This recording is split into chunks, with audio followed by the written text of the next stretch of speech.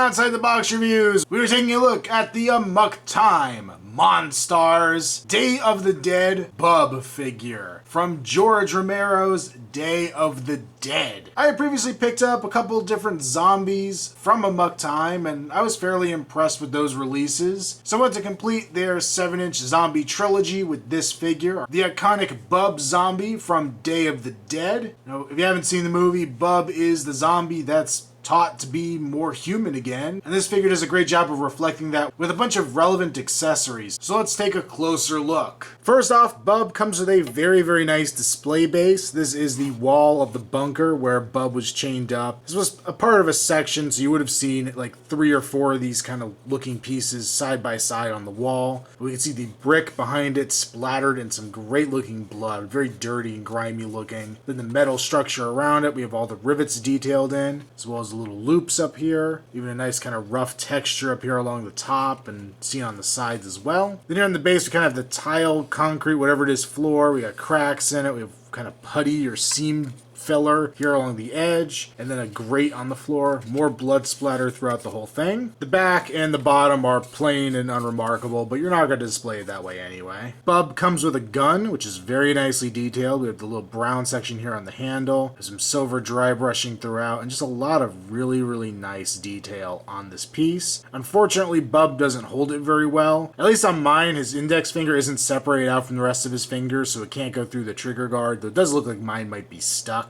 But he really has a very loose hold on it, at least the way I can get it into his hand. But a very nicely done gun. We get an incredibly tiny little razor, but for being so tiny, it is very nicely detailed. See, it actually even has the razor head on there. And then we have a little peg there on the bottom. And if we take a look at Bub's right hand, this is actually his alternate right where it's bent. You can see a little hole there in between the fingers. And then the razor will actually peg into that hole. It's really hard to get it to go in there as a nice fit, but once it's in his hand, it looks decent. His fingers obviously aren't grasping it, but if you look at it from the front, it looks like he has the kind of loose hold that he had on the razor in the movie, so I think this works pretty well. Probably not an accessory I'll choose to display him with. I think some of the other ones are better, but it's cool that he came with this. We get a little tape deck here, which is really nicely detailed, very grimy and gross with the black kind of, I guess it would be plastic or metal casing to it. We get the record and play button visible there amongst the other buttons, and we have some wires that are flexible plastic coming out of the side, coming up to a pair of headphones, which are really nicely detailed, silver and black detailing on them. They look pretty good. They're still a pliable material. And then we can take these and they'll fit right over Bub's head here, and we can have him listening to the cassette deck. I wonder what Bub's listening to.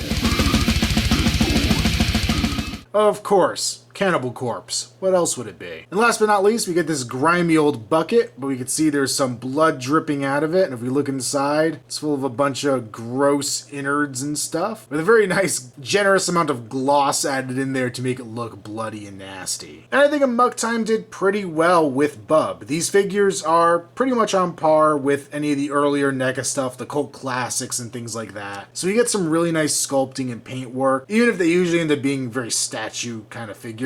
But all the wrinkles and the kind of just gross different textures of paint here on Bub's face is really nicely done. It's very clean. His eyes are very nice and clean, a nice clear blue. His yellow teeth are well painted in there. His lips are painted nicely. You can see the little scratch marks on his cheek there when he was trying to shave. Those are painted nicely. You can kind of see the redness inside there. All the dark paint around his eyes. His hair gets a little sloppy at the edges, but it's very rare to see any action figure where that's not true. But there's some nice different shades of brown in there. The wrinkles continue down his neck, except for the fact that they stop right above the collar there, which I find very odd. And the head isn't articulated in a way where it would hide that, so it just really seems strange that the wrinkles stop. But the rest of the hair is really nicely done, and overall I think it's a really nice head sculpt. Coming down the body here, we have Bub in his jacket. The jacket is also very nicely worn and detailed. Not only is it brown, but actually it's kind of lighter colors mixed in, making it look more like faded denim or leather. There's his red shirt on underneath. You can see the different collars coming up here, even his white shirt underneath all of that. Here on the back on his collar, we have a little loop, and off of that comes his chains. They're 2 real metal chains. This whole part down here is rubberized, but the chains can actually move through it. You have to be very careful, but that lets you adjust how the the chains come off the back, how much slack he has if you only use one of these clips. But these clips will go right onto that base, those two loops at the top of the display base, and will allow you to chain Bub up to the wall where he's nice and safe, or take him off and set him free to wreak some havoc. Back of the jacket continues, more great detailing on here. There is kind of an odd seam here across the mid-back. The sleeves are done very well. You can see they're all torn up here at the elbows and then coming down towards the wrists. Same is true on this other arm. A lot of nice tear details, even a little button there on his wrist. But also this arm is removable,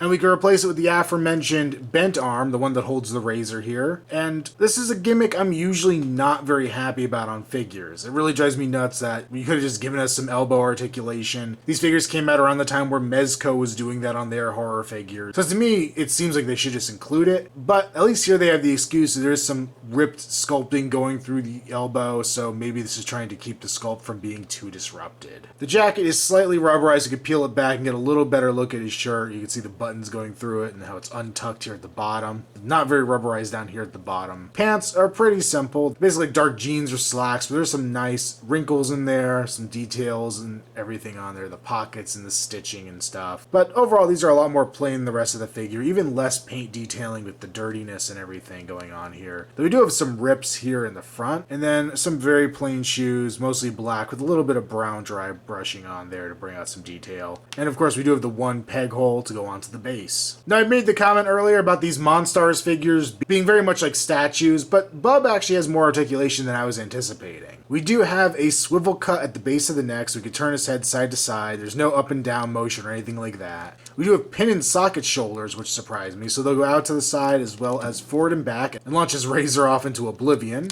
He has swivels at the wrist on all three arms, I guess you could say. We actually have an ab crunch here at the mid-torso, so you can lean a little bit backwards, but a good amount forwards. You actually can go pretty far forwards to give him that nice zombie hunch. We also have a cut joint here at the waist, and nothing down the rest of the body. And for a size comparison, here's Bub next to some other zombies. Going from right to left, we have the Amok Time Tarman, the Soda Toys Machete Zombie from Land of the Dead, Bub himself, and then his Day of the Dead brethren, Dr. Tongue, also from Amok Time. And these guys all look pretty nice together. Of course, they're all made by the same company, with the exception of the Tom Savini Machete Zombie, but I think they work well together in your zombie horde. And for a comparison with something a little more modern, here he is next to the NECA Ash figure. And before anybody asks, yes, I did a head swap on Ash here. But I think Bub is pretty well in scale. He's a little taller than Ash is, but it's not in bad scale with this figure. So in conclusion,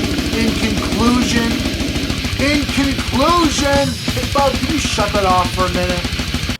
Thank you. So in conclusion, I think this is a pretty solid figure. I actually really like him. The biggest drawback with him I haven't even touched on yet, I think, is just the fact that he can't stand on his own. He is completely reliant on his display base or else he topples over all the time. But the detailing on him is really amazing. The articulation is better than I thought it would be. And he's a great representation from the most iconic zombie from Romero's third Living Dead film. So for all those reasons, he gets a recommend. A pretty solid one. This is a figure that is still relatively inexpensive, despite the fact that it is several years old now and out of production for a while. And I think it's a little bit overlooked. Granted, Day of the Dead is far from Romero's best work, but even just as a random zombie figure, he's a great piece. Make sure you check me out on Instagram, username Outside the Box Reviews. Also follow me on Facebook, link below. And until next time, when there's no more room in hell, the dead will record figure reviews on Earth.